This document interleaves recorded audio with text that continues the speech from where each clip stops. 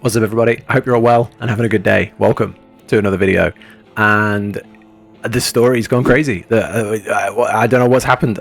So first off, huge spoiler warning going into this video from the Endwalker MSQ levels 82 to 83. So from picking up from the end of the first dungeon and finishing at the end of the first trial. So if you've not got to the first trial yet, maybe give this one a miss for now and come back later, because there's going to be heavy spoilers in everything leading up to the first trial and what happens kind of at the end of it. So yeah, there's your big spoiler warning.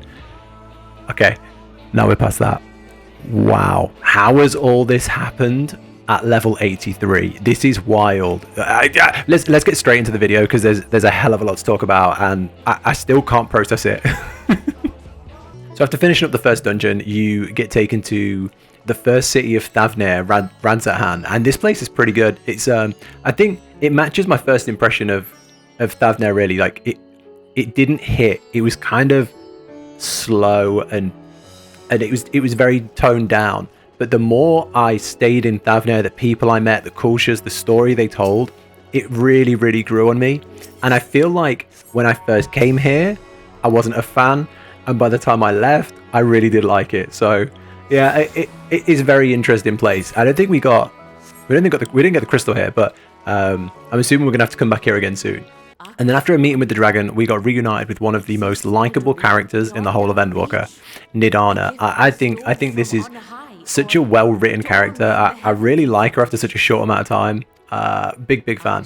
And they gave us the dragon scale talismans that we could give to all our friends and all our troops and everyone to protect from tempering. And then they also keep telling us the tale of this flower that's affected by emotion. It seems important because it keeps getting brought back up, but I'm struggling to follow the importance of it right now. I guess don't help me in the comments, because maybe it'll get explained later. But if it doesn't, if this is the last time it's mentioned, maybe help. What was it all about? Sorry. And then one of the best scenes so far. I love how they just keep doing these little mini cutscenes that are they just bring you closer together with the Scions. I think this is really nice. You had the one where you and the twins are kind of going around and you have a coffee. That was kind of cute. And then you have this one where you get to see them all having burgers together. I think this is really nice. It does scare me that something big's going to happen and we're going to remember this is the last good moment. I'm very worried about that. Please don't hurt us. Please don't do this. And then the last thing to wrap up this area was this little magic school lesson that we had. I really like how they do this.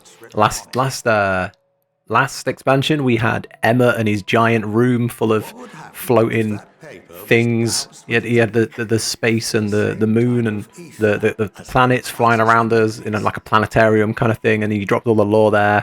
Back in ARR we had like Minfilia and Moonbrayer giving us the education, and I guess now we've got this guy doing this. I think it's cool how they do this. They literally sit you down and teach you stuff, and it's a good way of giving lore, but just padding out your information in a way that makes sense. I think this is a cool way to do it. And then given that Endwalker's the end of this whole saga, this Hydaelyn and Zodiac saga, I thought it was really cool how they brought together all of the old expansions and all the characters. I don't want to say side characters, but like the people you meet along the way get brought back. So you've got like the Stormblood guys, and you've got the people from the Steppes, you've got people from ARR, you've got Heavensward. It was really cool how they did this. I'm going to be honest, some characters I remember a lot more than others. There's some that have a really good, like I've got a really good memory of them and I remember everything we did, especially the Heavensward people. But then some others I'm struggling to piece together everything where they're exactly what character they were and where they were from. Like I remember their face, but I don't really remember where they were from. I don't know if some of these are from like side quests or something, or class quests or something like that. But either way, I think it's great that they brought so many characters together into one scene. I thought it was a really good way to do it. And then of course I had to take a screenshot with probably my favorite character in the entire game. I know I say every character is my favorite character in the game, but that Sadu has a special place in my heart. Huge fan. So to see this group back, to see the Azim Steppe people back, this was really good. I wasn't expecting it either. I thought they were long gone out the story. So yeah, it was a welcome surprise. And then it wouldn't be an expansion if Tatru didn't make us an outfit. It's become a staple now, and I'm glad they're keeping it up. It's pretty cool.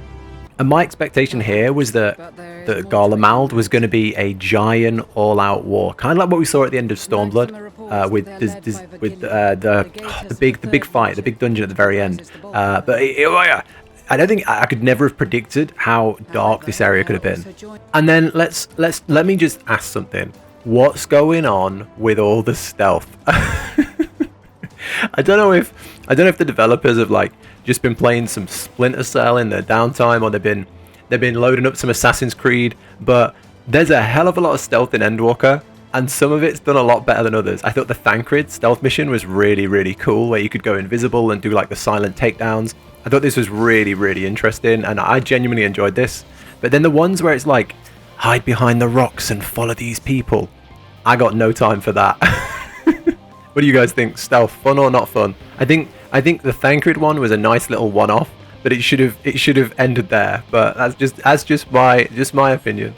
But I'll tell you what's for me? Big ass fights with Sadu. This was epic. This was like the Azim steps all over again, with the big instance duty with the big totems, and you got to protect her while she goes goes full limit break on everybody and just completely wipes the whole area. This was great. A great callback to the Azim steps, and I was a big fan that they've brought this back, because I don't know.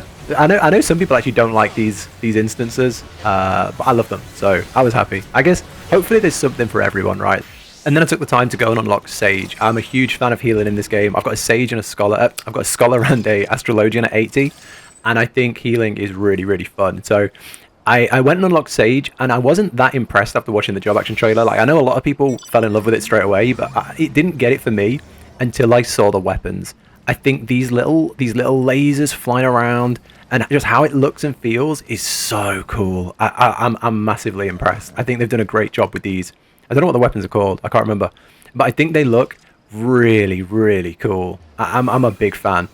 I think the class itself looks really confusing to play, and I definitely need to sit down for a while and fully understand it. But hey, it looks good. I'm sure there's a few people out there. Let me know if you've actually got Sage to 90 and how you're finding it, because aesthetically it just looks really, really cool, and I want to try it. And then Garlemald was absolutely nothing like what I expected. I thought we were going to have an all-out war with like Magitech weapons, all the different soldiers, kind of how they set it up with all the people coming together. I thought this was going to be a big war front, but no, it was really sad, really dark, and a little too real. But it was an incredible story.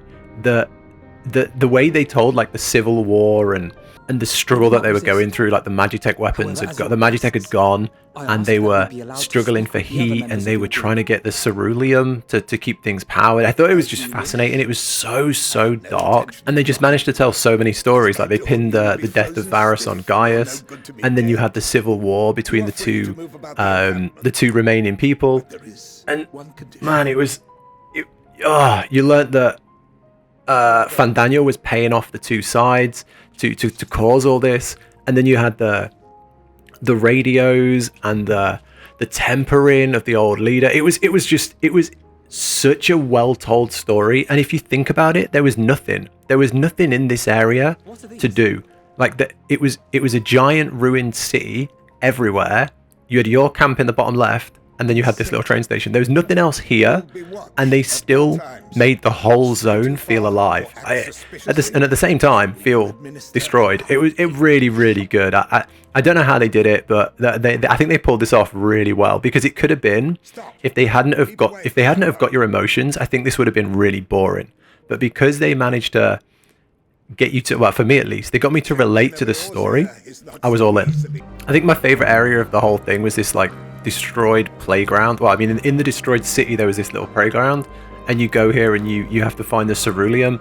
It took me back to Final Fantasy VII.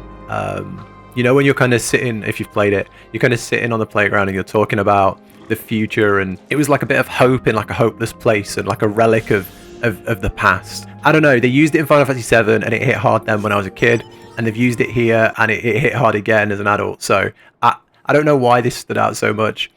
And the whole thing going around with Julius, I thought was really good. I feel like he's only been in the game for like an hour, and I really, really, really like the character.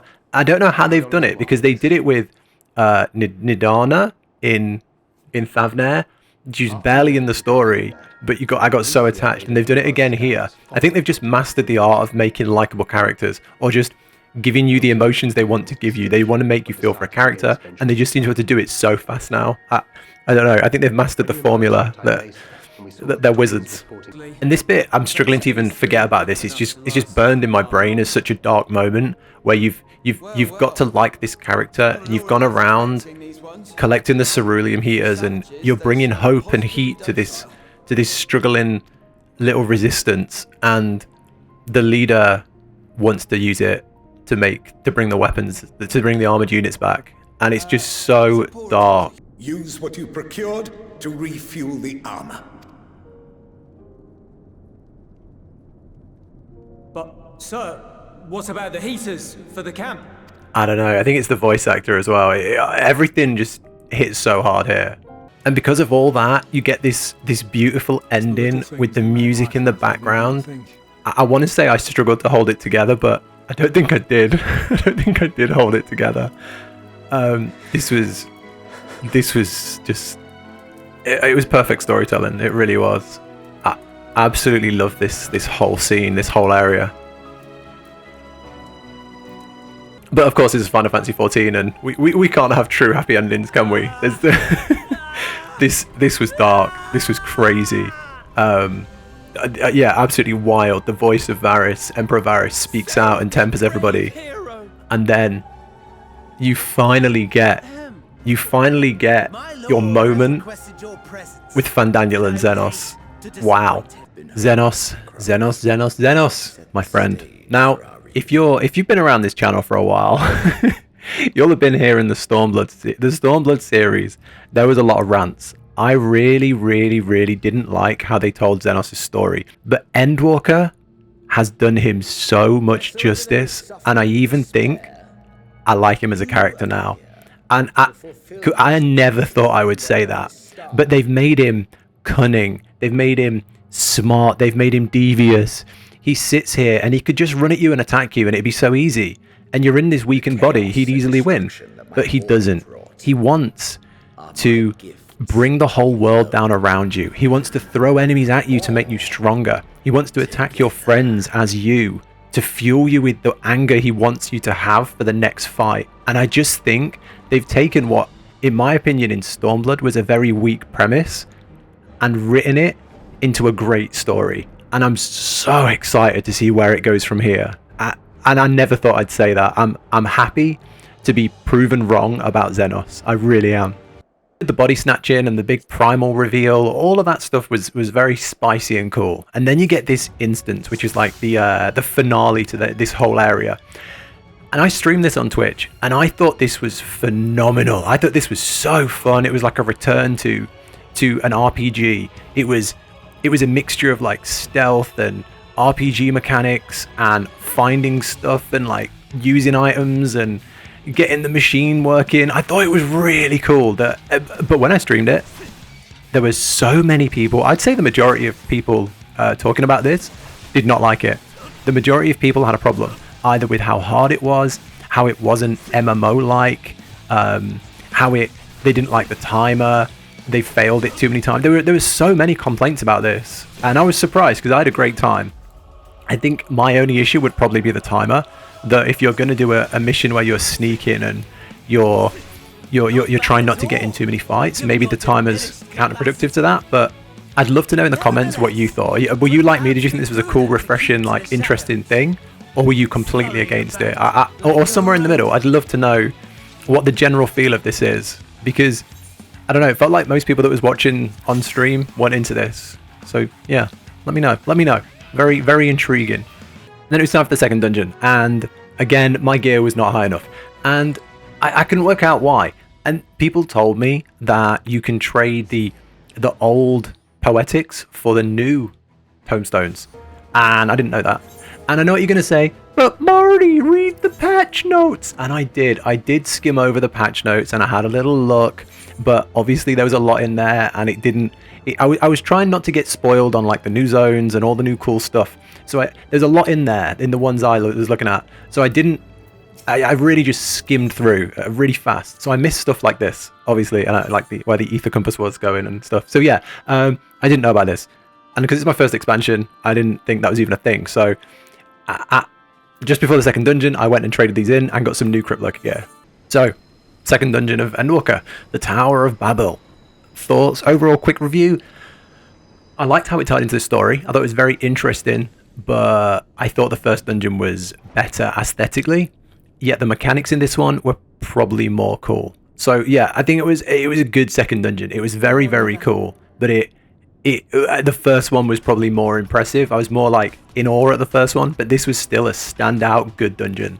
The biggest shock, I think, was this Icon of Icons anima. They sold him as like the leader of all primals, like the elder primal. So I thought he was going to be here until the very end of Endwalker. I thought he was going to be insanely strong and this huge threat, and he's just a dungeon boss that wasn't overly too difficult. Well, for us, I think we did it okay. I tanked this boss, so it wasn't. I mean, there wasn't a lot of tanking going on this boss because it was like a mechanic dancing dungeon, so it wasn't too hard, but it felt strange that they sold him as the primal of primals, and then he was a dungeon boss. I don't know. What do you guys think? But I guess as you play on, where you go from here.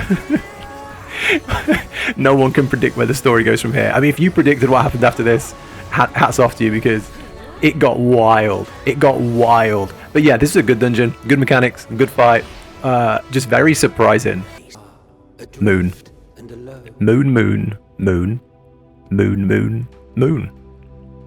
The narration, the setting, the planet in the background, the eeriness of the moon, the calming music. I got here and I walked up to the crystal and I got like an anxious feeling in my stomach, like butterflies or something, which doesn't really happen. I get it with like deep sea, but I got it on the moon. And I was streaming this live and I had to take like a couple of minutes and just sit down because I was so overwhelmed with like, it was like a wave of dread and emotion and awe. And I've never felt that in this game, I don't think, but it was weird. This place is just so, I guess, epic and otherworldly is the best way to put it. It just freaked me out. I loved it. Absolutely phenomenal area. And the moon story was just wild. It was so wild that I haven't even composed my thoughts and put it back together of what even happened. something Heidelin, the moon created Zodiac on the moon, trapped.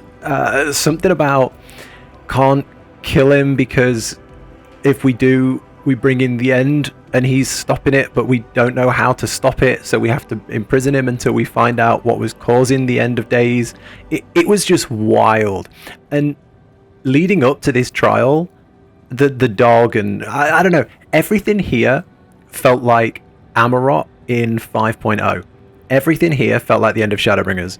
And it could have been the end of Shadowbringers. It could have Endwalker. This could have been the level 90 quest, and I would have been happy. You finish level 90, you're on the moon, you're doing moon things, it's all a bit wild, you get the big reveals about Zodiac, Xenos appears, and you fight Zodiac. That could have been the level 90 ending, and I think I would have been pretty happy. It was epic, it was wild, it was fun, it did everything it needed to do, and I thought it was great. But this is level 83, which I'm really struggling to process, because where the hell do we go from here? How do you top fighting Zodiac on the moon? Like, how do you go any further from this? Well, I'm speechless a little bit. I don't get it, but I love it. But yeah, this just felt like the end. This felt like the end. You have all the spirits that are trapped up here with Zodiac. You have the crystal gets used again. It comes into play, and then you get this familiar figure, and I didn't quite get this. It looked It looked a little bit like Heidelin from the hair, but I couldn't work out who the familiar stranger was. Like, I couldn't work out who the voice was. Not quite the outcome. My guess would be if Heidelin's a pale-skinned, blonde-haired person, maybe Zodiac's a pale-skinned, blonde, is it blonde? White-haired. That would be my guess, that's maybe Zodiac's true form, but I've got no idea who it is. I'm sure this was just a teaser and that we're not supposed to know at this point, so please don't spoil it if it comes out later in the game. But if that was the final reveal, let me know, because I definitely didn't pick up on who that was. And then we did this fight with some friends, so I'd say that probably half the party at least had done this before, so the majority knew the mechanics, which definitely helped, because this was intense. There was a hell of a lot going on. It felt a lot like the Nier raids. Like, mechanically it felt a lot like the Nier raids. I thought this was a really mechanically good fight. It was a good mix of like the Nier raids and the Shinryu fight from Endwalker. Stormblood. That's what it reminded me of. I thought it was really fun, but I imagine if you were here as like a fresh team doing it all for the first time, this would have been a wipe fest. Luckily you can see things like this. When a few people started moving, everyone followed.